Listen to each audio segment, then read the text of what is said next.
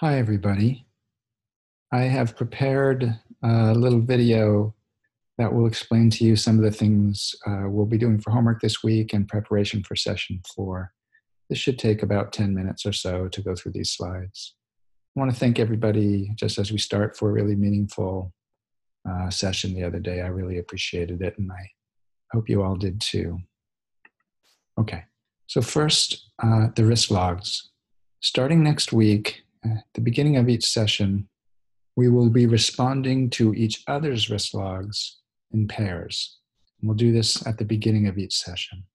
So for next week, the pairs are going to be Bernard and Alan, Carrie and Bertram, Nadia and Marcel, Sudhir and Samuel, and Maria and Suzanne.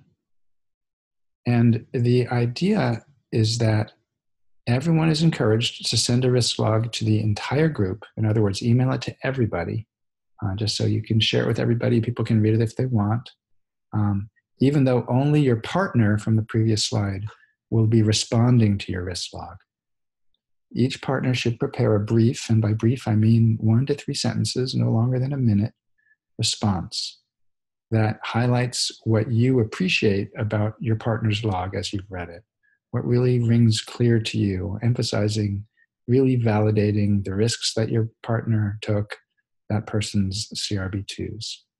Now, for those of you who missed last session, Maria and I modeled this. We provided some responses to Nadia's risk log and to Carrie's risk log, and you can see our responses on the videotape if you want. You can ask Maria for access to the video. I encourage it.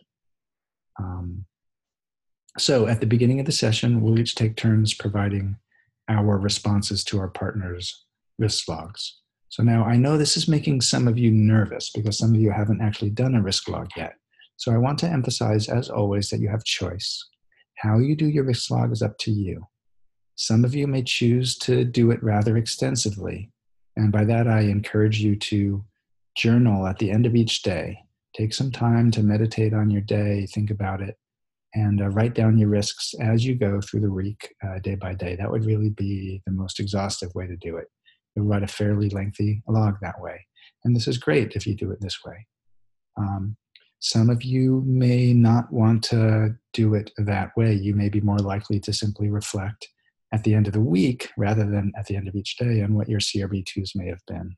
This is more of a memory game now. Can you remember what happened earlier in the week?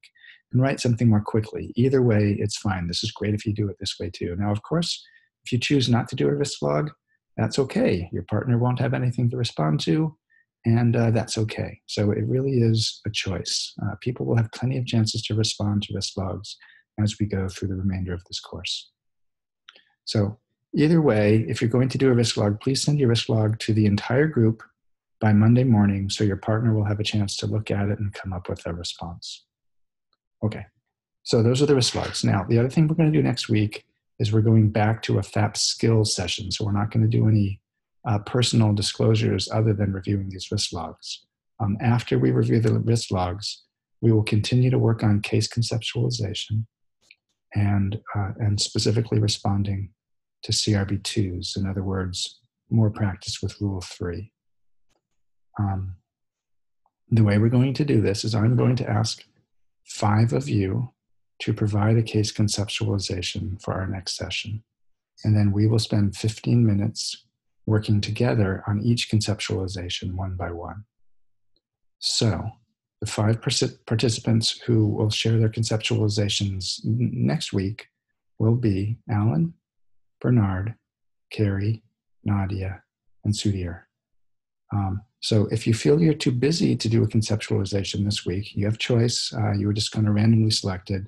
So if you don't think you can do it this week, just let us know and we will switch you with somebody else. But if you are willing to do it this week, then this next section that I'm going to describe is particularly for you because I'm going to show you what we're hoping to achieve with these conceptualizations. Okay, so this is what I'm hoping it will look like.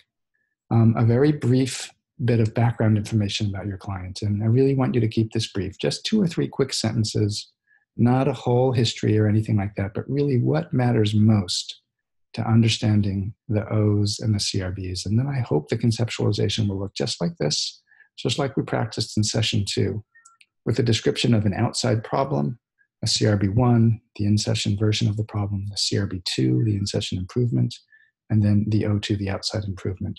And this is actually what I wrote in session 2 when I think I was doing a conceptualization of Nadia's client. For the outside problem, we came up with this together. Social phobia, avoidance of intimacy, I believe I was just typing what Nadia wrote. And then I added this piece here. For the CRB1, the in-session problem, the client avoids direct eye contact, avoids talking about intimate relationships, and some scratching and discomfort. The CRB2, the in-session improvement, was looking directly at the therapist, staying in eye contact with acceptance of emotions, crying, talking openly about her pain. And then the O2 was engaging in open contact with others and not running away instantly from social situations. So this was what we came up with the other day. Now, what we're going to work on during the session is 3 aspects of conceptualization in FAP. Number 1, we're going to work on making sure the conceptualization is collaborative between you and the client. This means the conceptualization represents your understanding of the client's goals, not what you think the client needs, but the client has different goals. In other words, we often have a sense or an idea for what the client really needs, but the client isn't there yet. It's not their goals. We're going to stay away from that sort of analysis. We really want to stick with what the client has explicitly stated.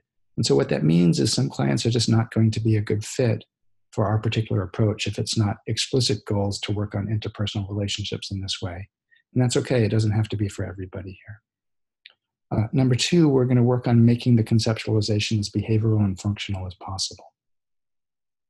We talked with Marcel in the last session about whether strict behavioral terminology is needed for FAP, and I strongly believe that it is not. But still, it's useful to have these conceptualizations be behavioral and functional. So what this means is we're not after a full conceptualization of every one of your client's problems and how it all fits together. Rather, we're after a conceptualization of one important behavior that you want to focus on that you think would be a good focus. So we're thinking about conceptualization here on a behavior by behavior basis and just conceptualizing one behavior in detail.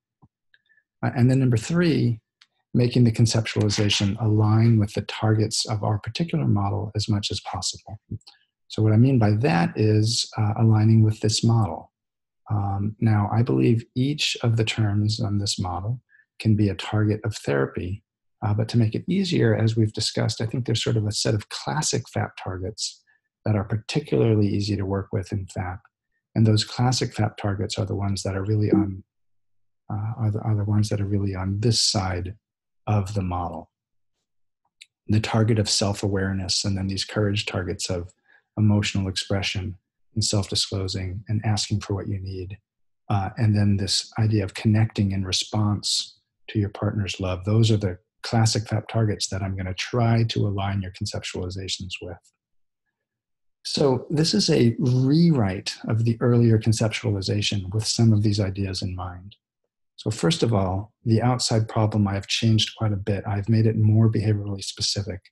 And I took some of the stuff that was in the outside problem before that wasn't behaviorally specific, and I put it up here under background. This idea of her having social phobia and avoidance of intimacy.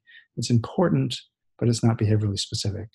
And then in the background, I just sort of made it up, but I added that the client wants connection, just to get this idea in the conceptualization that this is collaborative. This is something that she has said she wants.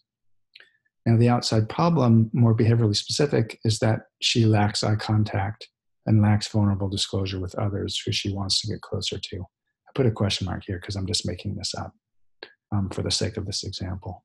Now, the CRB1 is really a direct instantiation of this outside problem, but things that you see in session. So she's avoiding direct eye contact with you.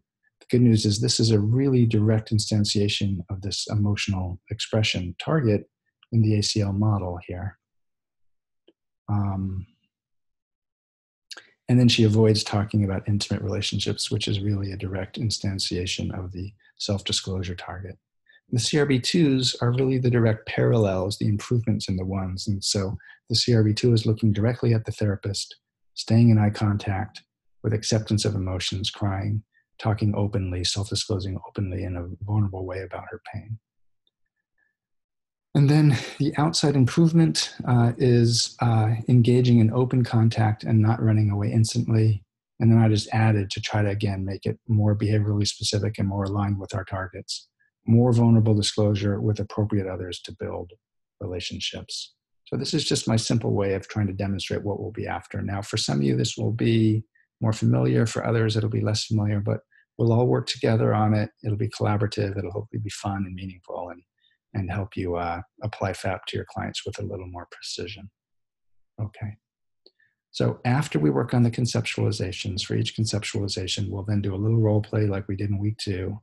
I will try to show how I might respond with Rule 3 to the client's CRB2s. And then we'll go one by one through the whole group of you to generate each of your own individualized Rule 3 responses. Nadia said that was super helpful when we did that the other day, and we'll do that again. Okay, so the summary. The session bridging, if you'd like. If you haven't done that, I invite you to send some quick responses to the session bridging questions. We're going to start doing these risk logs at the beginning of next session, responding to each other in pairs, and I'll send you the pair in the email as well. And then we'll do 5 conceptualizations. We'll spend about 15 minutes per conceptualizations, and we'll practice responding to CRB2s. Later in the week, closer to the session, I may send another video on responding to CRB2s. And then this overview chapter that I sent a couple weeks ago, I'm resending it now. It's a short chapter, and you might benefit from reading it in preparation. Okay, so that's it. That's all I have to say. And how do I stop this recording? So